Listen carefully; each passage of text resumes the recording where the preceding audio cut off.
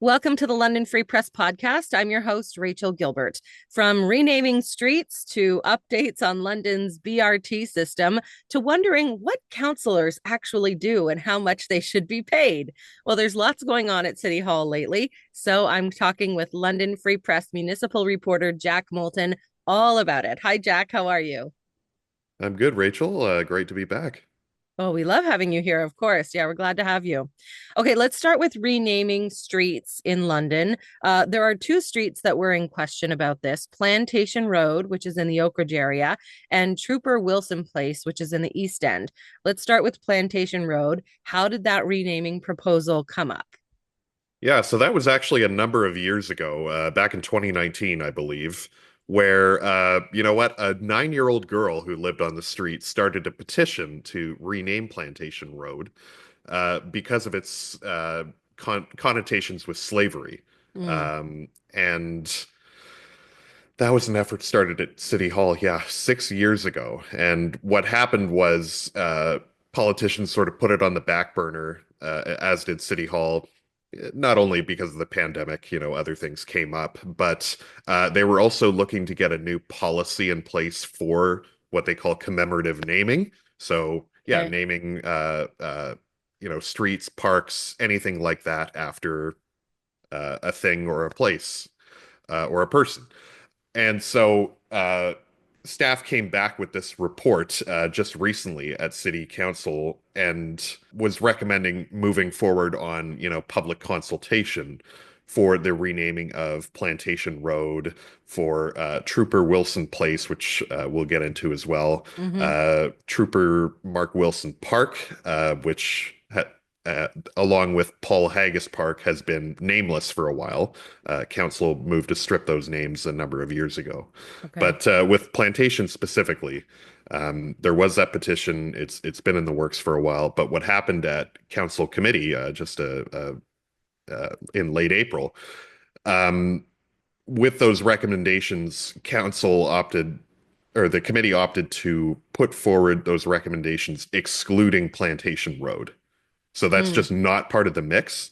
And in conversation with the committee chair, that effectively means unless someone revives that at council, the process is dropped, 6 years Mm-hmm. down the drain, really. Right. Okay. Well, and I mean, she was 9 years old when she had this petition. She got a lot of signatures for a 9-year-old.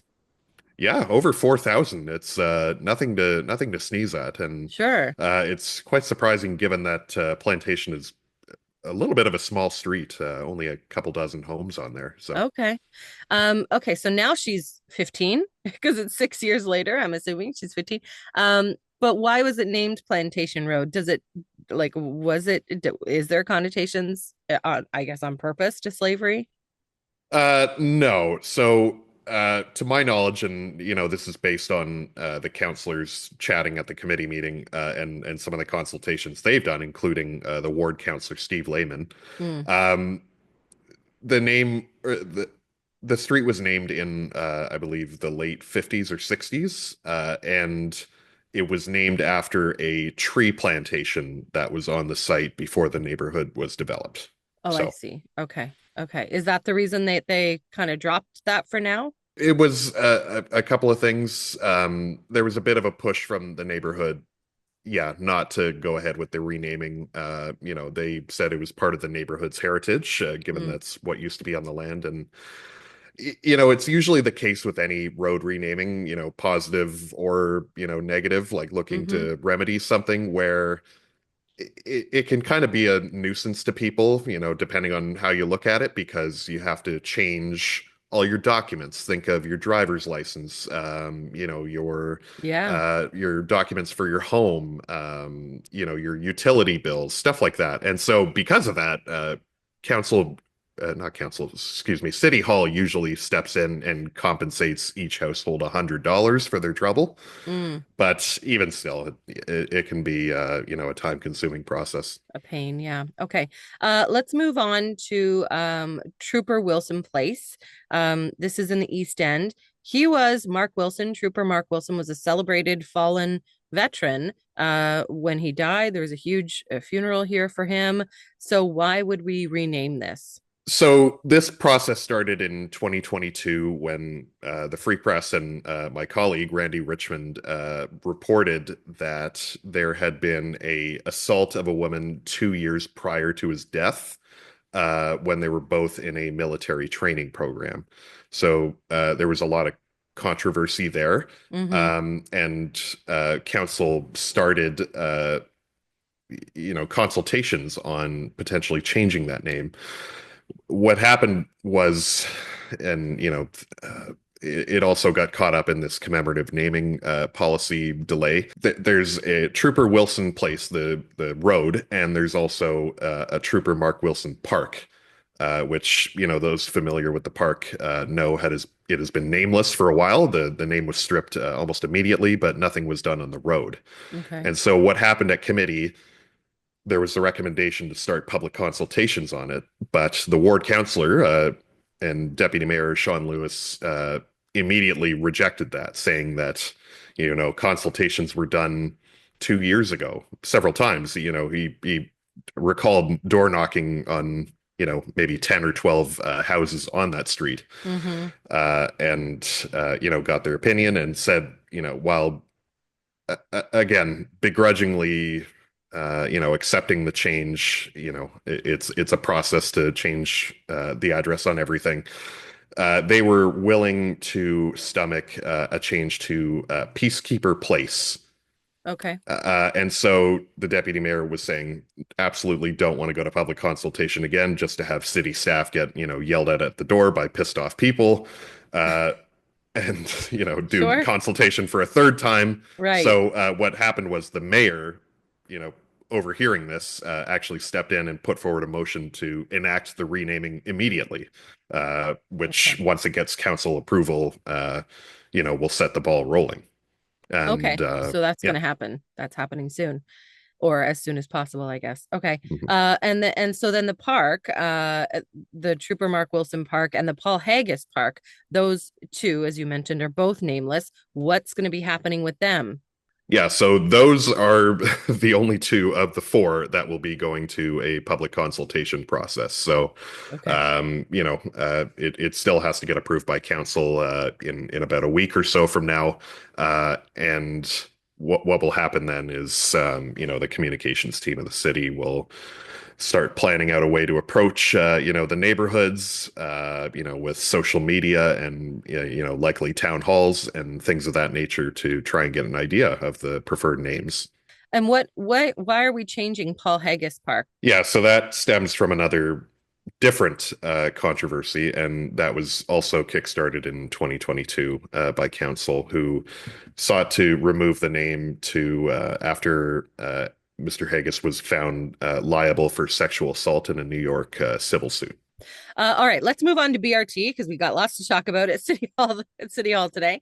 The bus rapid transit system is up and running, and if you've been downtown, you've seen the new red bus lanes, and you might have seen some new shelters as well. Talk about these shelters because they look humongous.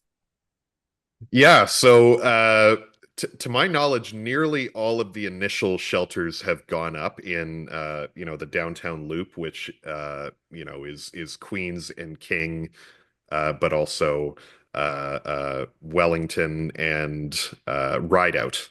Okay. That's the downtown loop, that little circle there, and then the first part of the South Wellington Gateway between downtown and White Oaks. It's ready down to South Street just before the river. And Londoners know, the Clark's Bridge is being expanded right now to the chagrin of drivers. Mm-hmm. Um, and now, just recently, at the end of April, the lanes on King Street between downtown and the Western Fair Market have now opened in both directions, including that contraflow lane, which Yes. City Hall has been doing a big campaign about. But within those areas, almost all of the shelters have been built. I believe there's still a shelter outstanding at Queens and Clarence, but Okay. I digress. Most of them are up now, and yeah, they are ginormous. Yeah. Um, And Why are they so big? Why are they so different from bus shelters that we've had previously? so, given that it's, a bus, like a rapid transit system, they kind of want them to be a little bit of a cut above your average bus shelter that you might find throughout the city. Okay. But they also want it to be like uniform across the system. So, whether you're boarding out near the psychiatric hospital lands or down near White Oaks or downtown, like you know what you're getting into. Okay. And yeah, they're meant to be big because the city's projecting high ridership on these. Ideally, if there's going to be a bus running every 5 minutes, along these lines, that will be pretty nice and get you where you want to go pretty fast, Mm-hmm. unimpeded by traffic. And so they're projecting, ridership to be high. And not only that, but also for local routes to, plug into these routes to an extent, whether they're dropping people off at some of these stations or, maybe taking advantage of some of these lanes. So yeah, they're expecting it to be busy. It varies a little bit. Some of the shelters are bigger than others, and that's, forecast depending on where you are. To my Okay. knowledge, I believe Wellington and King is like a 5 bay shelter, and that's a big transfer point between Sure. the East Link and the South Link. So, Okay. and downtown, so quite busy. But Mm-hmm. yeah, there are the two kinds. It'll also differ if specifically on the Wellington Gateway there, if there's center running lanes or not, and the room they have to maneuver there. But yeah, there's a 3 bay shelter and a 5 bay shelter. Uh, the 3 bay one costs about $500,000 all in. So the actual structure itself and, installing all the utilities and, getting the sidewalk ready. The 5 bay ones, the big ones, are $800,000. Wow. And so there's supposed to be 14 of them initially, but eventually 40 across the full network when that's open. What's in these bus shelters that makes them so expensive? Do they have special features? Yes and no. I mean, they're meant to be big. They've got like special lighting, and Mm, uh, more standard things like your benches and your leaning bars. benches. They've got this big obelisk to stand out a little bit even more, Okay. and to act as a wayfinding thing. What's an Uh, obelisk? an obelisk is basically a glorified sign. It's a big pillar erected next to the station. Okay. It's got the London Transit logo up at the top, but also at the top, it's like this sort of O-shaped structure, and in the middle of it is like it's lit up, Okay. so it'll stand up a bit, and especially at night, stand out in the dark. Yeah, Okay. more of an aesthetic thing really than Sure. any useful infrastructure. Sure. Okay. All right. Well, let's move on to city councilors and the job that they do. As taxpayers, we love to have opinions on that. They actually did a survey that you could have taken if you wanted, about what you think councilors should be doing. Should their job be full time? Well, I'll let you explain it.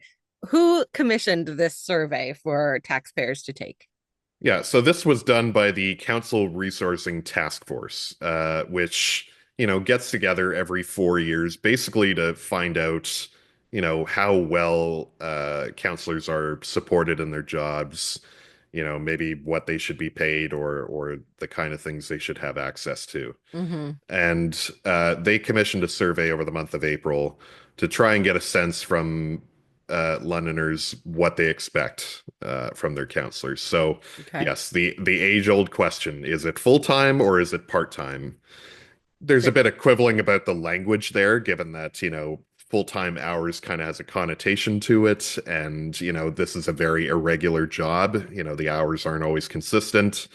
The time of day you work isn't always consistent. It's not exactly 9 to 5. You could be at the grocery store at 7 p.m. and then, some constituent has an issue they want to talk to you about, Sure. or you're taking calls late into the night, that sort of thing. So, but the idea of being full time, because, a lot of counselors, past and present, have jobs they also do.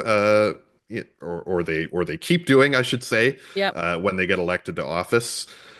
So yeah, there was the question of, is this a full-time job or is this a part-time job, which has been a question for ages. And Sure. I believe 70% of Londoners said, yes, it should be a full-time, primary occupation. How many people took the survey? I believe it was about 350 people or in Okay. that neighborhood, which it may not sound like a lot, but honestly, over the course of a month, and City Hall does a lot of surveys, there can be a bit of fatigue there. That's actually not a bad response. Okay. Um, And sorry. 70% of those people said counselors should be full time. What else did the survey ask? So they were also asked about, how many hours exactly. They asked about being full-time, part-time, but they Hmm. also asked how many hours they expect counselors to put into their job. And, almost 40% were saying it should be along the lines of like a typical full-time job, 30 to 39 hours. About 32% said beyond that, 40 to 60. Mm-hmm. So yeah, definitely in the full-time neighborhood, if Okay. not beyond it. But they were also asking about how well counselors are paid in their view. Right now, as of this year, a counselor's base salary is $67,420 a year. Hmm. It gets adjusted each year based on the median income in London. About 45% of Londoners said of that, $67,000, that was enough. They're paid appropriately. 29% said they were underpaid, and about 26 said they were overpaid. So Okay. mostly people thinking, they're what they're being paid now is enough. That's adequate, but they also should be full time at Yeah. that salary, I guess. Okay. So what are we doing with this survey? What's the outcome going to be, I guess? What are we going to do with the results? Yeah, so the results and the messages, I should mention, as part of the survey, they also just had a fill in the blank section where they said, any other thoughts you want to share with this task force that's looking at this issue? Mm, And there are 30 plus pages of that. So and ranging from, we should slash the size of city council to, oh, I think increasing their pay might attract more young people and well-educated people. sure. Range of opinions there, but the task force is going to take that information and try to factor that into how they move forward. I mean, they have another meeting this week to try and iron out some of these issues. Among the things they're looking at is the job description of a counselor to try and iron out those details, but also um, in conversation with them and politicians themselves. Also, maybe some rules that can make the counselor workload a little more fair. So, Mm, thinking about ideas like a minimum number of committee and like outside board assignments. The disparity between those, some counselors might pick up three or four, while some counselors might pick up, eight plus. okay. So, the And idea not of all trying to boards are created equal. Some may take more time than others. Yes, and in my story on that earlier this week, in conversation with the deputy mayor, he sort of pointed that out, Mm, and average Joe might think about that and go, yeah, that's fair. You think about the police board, London Transit, London Middlesex Community Housing, those sorts of boards versus, maybe like Museum London or some of the BIAs. hmm. So it is fair to say that the responsibilities with those and the budgets with those are vastly different. Mm, And yeah, that's another thing to wrestle with for this task force. yeah. Along with this survey, they actually did an anonymous counselor survey. So counselors could take a survey as well. What were they asking on that one?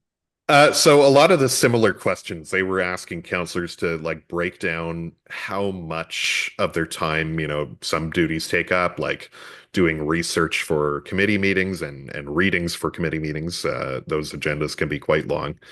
But also things like constituency work or, sort of administrative work, things of of that nature. But also, how many hours a week are you putting into this job? Is it full time? Which surprisingly, everyone resoundingly said yes. Although there was that quibble about the language of full time and the Mm, implications with that. But full time equivalent maybe is a fair way to put it. sure. But they were also asking if there should be additional money if you're the deputy mayor or the budget chair, which as of right now there is. They earn uh, something in the neighborhood of over $70,000, while a counselor earns 67, as we mentioned. But also things like chairing a committee, if they should get an additional sort of stipend for that, or if you serve on an outside board, if you should get one for that. Where again, that conversation of not all committees are created equal comes in. So, Hmm. this is a complicated topic to get through, and yeah, it can be a little awkward. Counselors talking about their own pay like this, which is why they have this outside task force, making the decisions for them and bringing the recommendations to them. Sure. Um, and going further on committees and, maybe talking about minimum numbers of committees you're posted to, whether that's at City Hall itself or, an outside board. Hmm. Um, there were counselor opinions that were quite fierce on this. Again, there was sort of a fill in the blank section at the end. And while the survey was anonymous, uh, some of them didn't hold back. I mean, they mentioned that one answer in particular said, additionally, there are some counselors who spend around 10 hours a week. I can think of two currently who don't really do much and still get compensated the same as the rest of us. This is particularly frustrating as they are not carrying the same workload. Mm. So Hmm. brutally honest there, and they don't name names. And again, this is an anonymous survey, so who Sure. knows what this is We talking don't know about. who said that. Yeah. Again, That's a complaint in any job too, right? mhm. Absolutely. Okay. Okay. So what are we doing with all of this information that we're collecting about council and what we think they should be doing, what council thinks they should be doing? What's going to come of this? Yeah, so this task force, yeah, they're meeting this week, but they're also probably going to meet another couple of times over the summer. And I've heard that ideally they're going to present recommendations on, some of these issues in the fall, like, yeah, whether there should be additional money for additional assignments, or whether counselors should be paid more, whether that maybe the job description is amended to say this should be your primary job and Mm, the ramifications that come with that. So, um, totally in the air as to what the task force decides to bring forward, and I imagine there will still be some ability for politicians to maybe make some tweaks hmm. when this does come to them. But yeah, it's up in the air since the task force hasn't really gotten into the weeds yet. This is only their second meeting coming up. Sure. Okay. All right. Well, I know that you'll have more on that and a lot of other topics, the ones we talked about. You'll have updates and everything else going on at City Hall because there is so much. So thank you, Jack, for your time today. We're going to be following your stories at lfpress.com. Thanks, Rachel.